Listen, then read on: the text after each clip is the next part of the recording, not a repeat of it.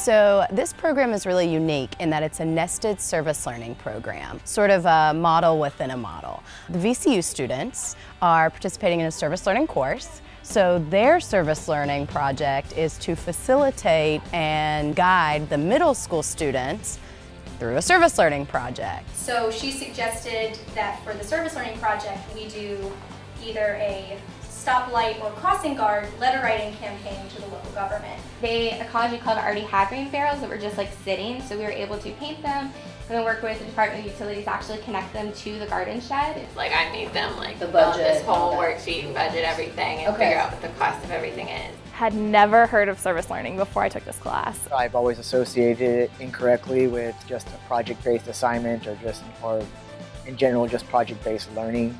It's a unique program in that you rarely get that nested model, and specifically in teacher education. So I think that it's a win-win because we focus a lot on the complexities of teaching. Building relationships with your community, making sure you're an advocate for your job and being a part of the decisions that go into being a teacher leader. So it's really important for, I think, adults, especially in college, to get that experience of what it's like to work with that age group and really understand where they are, where they're trying to go, what they're trying to do, and what motivates them. And the main idea is, yes, we want teachers to become confident and experienced in delivering content, instructional styles, curriculum, but also they need to be competent in relationship building and understanding that relationship building and relationships are critical.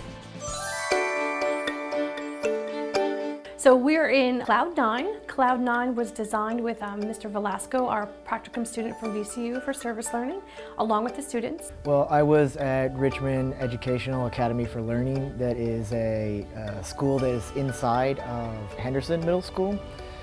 My project was really based on creating positive learning environments and welcoming environments within the school. They have identified a space and a need in our school for a common area for the students to kind of come and zen out per se, and just to read a book or to color or just to kind of do some deep breathing. Well, with our project, we let the students pretty much run the show and gave them a little bit of ideas about what they could and could not do within the realm of their space that they wanted to change, and they took off and ran with it. So this room was a blank slate before we started, and the kids have designed this. They ended up selecting an interior and an exterior space that they wanted to change and develop. They took all of the measurements for creating a small garden space and calculating the volume of mulch and doing all the research for what kind of items they wanted to change into a room as far as interior design. They did budgeting goals and price shopping to really decide, there's 1,000 things that I want to do with this room, but I can't do everything with that specific budget, and really bring it down to size and scope and something that they could actually see and make into a reality. And here we are today in Cloud 9. My partner and I, Peter Labar, worked at Lucille Brown Middle School, and we worked with Mr. Behrman, and our project was to calculate the carbon footprint of Lucille Brown Middle School. They had a good time, for the reason primarily that they got to ask questions that they don't normally get to ask and find information that they didn't think they'd be privy to. I think when you can add any kind of component where they're actually actively investigating something in their own community or doing something that they think has some worth or value, which comes back to them choosing it on their own, they're going to be more motivated to learn about it. And then after the fact, when you use a term that was relevant to the service learning, it's going to ping in their mind that activity that they did. I help facilitate when they go into the classroom. I sort of act as a liaison at times between them and their mentor teachers to kind of see how things are going and see how I can enhance communication, because there's a lot of moving parts to a service learning project between VCU, what's going on in the classes for our student teachers, what's going on in the classrooms at the middle schools, and trying to bridge all of these things. With Lucille Brown Middle School, they did a lot of work with bullying and peer conflict management, and having them be empowered in that way to work with their peers and workshop the problems between them. So having a student teacher come in and provide them the space and work with their mentor teachers who are so amazing at giving them this opportunity in their classroom to bring these sort of projects together is really cool to see. Last semester, they focused a lot on conflict resolution, and so this semester, we really wanted to focus on anger management and stress management. The main focus was to create items to help students calm down and deal with stress and anger, like calming bottles that can be used to calm you down, making stress balls out of balloons and rice. A lot of the kids are really talented artists, so they drew their own coloring pages. And another thing that we did, if you see this beautiful trifold that the 6th graders made, there was an IB community day, and the students were there to talk to people about different tips that they had for managing anger and stress, and to also advertise to the other 6th graders about the conflict resolution.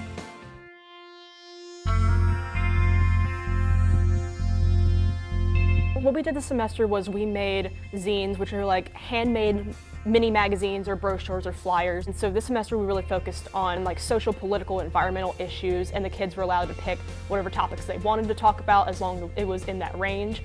And so they basically made little mini PSAs about their project. Every week we had anywhere from 10 to maybe 16, 17 kids, which was a really great opportunity for them to meet after school, discuss a lot of issues that are going on in the world today, even within school, just our small community of Fairfield or Henrico itself, or even sometimes they were talking about international issues. I originally thought that maybe like up to half of a classroom might want one, but a majority of the time, most of the classes wanted some. So we actually had to stop in between, go to the copy room, make more copies, because there was such a great turnout and a lot of people were really interested in this project. For our service learning project, we wanted to really teach the kids about leadership roles because bullying is so prevalent in a lot of middle schools. So first we brainstormed with them, and then after that we asked them what they like to do. Well, a lot of them like to draw, a lot of them like to be really creative with it. So what we ended up doing is we were actually inspired by VCU's stall seat journals. Because everyone goes to the bathroom, we're going to reach a wide audience that way. Our students in the fall did stall seat journals at Fairfield with the history class, actually with Miss Billett's class. Oh, okay. And so it was really successful. Yeah. Yeah, I think I see them in the bathroom. Yeah, they're in the bathroom. Yeah. So it actually is a captive audience, and it works. They really liked the drawing and the researching, leadership quotes and different leaders and leaders in their own lives, and I think they really enjoyed the interview with the principal, Mr. Raymond, as well. Since September, Mr. Good and I have been working with some powerful students who will one day change the world as we know it. In the fall, I worked with 2 young men, and they were awesome. And for, probably 6 or 7 weeks, they brought in a group of students and worked with them on a variety of social justice issues. I dream that one day the world will learn to love each other regardless of race. And we looked at how art can be used to kind of delve into the significance of those issues and express feelings in ways that are very meaningful.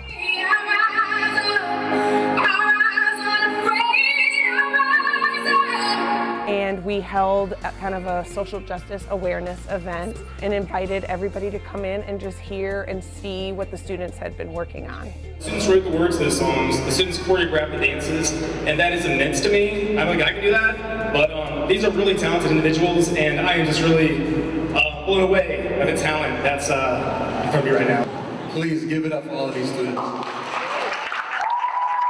For the spring, my Practicum students worked with, again, a different group of students who were interested in making a documentary.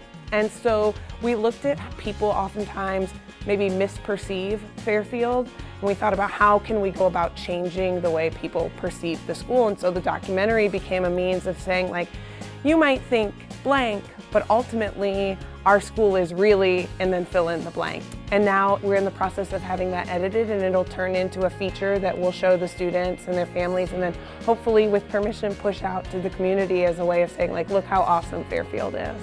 I was with Miss Pierpont's world history class, and our project was on religious tolerance, religious acceptance and awareness at Fairfield.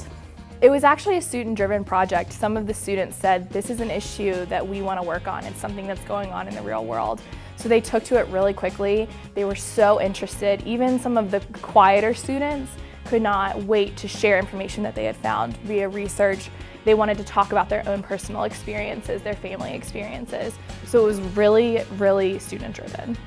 We also had a lot of social justice oriented projects, and really the focus was student voice and activism. And when I say activism, what I really mean there is action. Several of our schools have garden projects, so it's easy, to make that connection between service learning when you have an amazing school garden program already in place. So several of our projects focused on either fundraising for the garden, creating a democratic garden club, student voice to make decisions about the garden program. So the project my students worked on, mainly they worked with a group of students after school with my ecology club. And they chose to work out in our current garden space. It's kind of a mess, so they got that cleaned up. And the main culminating activity is working with the PTA and our neighborhood community to get people to come out and beautify the school grounds and the school garden. They got some good experience working with other community partners also, with the James River Park System, James River Association, and Department of Public Utilities. We all came together and did these big watershed lessons, so they got some experience getting outside community members to come in and do lessons with the kids and field trips. The benefits that are visible, I think, is you have these wonderful community-engaged service learning projects happening in schools, in classrooms, that are impacting the schools we work with, the students, and their communities. But I think something that's not so visible is the impact on our VCU Practicum students. Because at the beginning of the semester, every year, many of my students say, well, I'm a little hesitant to go to that school, or I'm a little scared to work with those students. And when we start to talk about that, I think, a lot of their trepidation is because of stereotypes that they hear often in their community. And so midway through the semester, and especially by the end of the semester, always, the students say, wow, this is such an amazing experience. These kids are amazing. And to reflect on that in a way that's really meaningful and leads to sort of the dismantling of these negative perceptions and stereotypes. And I think that's a beautiful thing. So I think as far as VCU is concerned, yeah, we are cultivating climates of community engaged scholars within our schools, but we're also doing that here with our pre-service teacher program, and I think that's very powerful.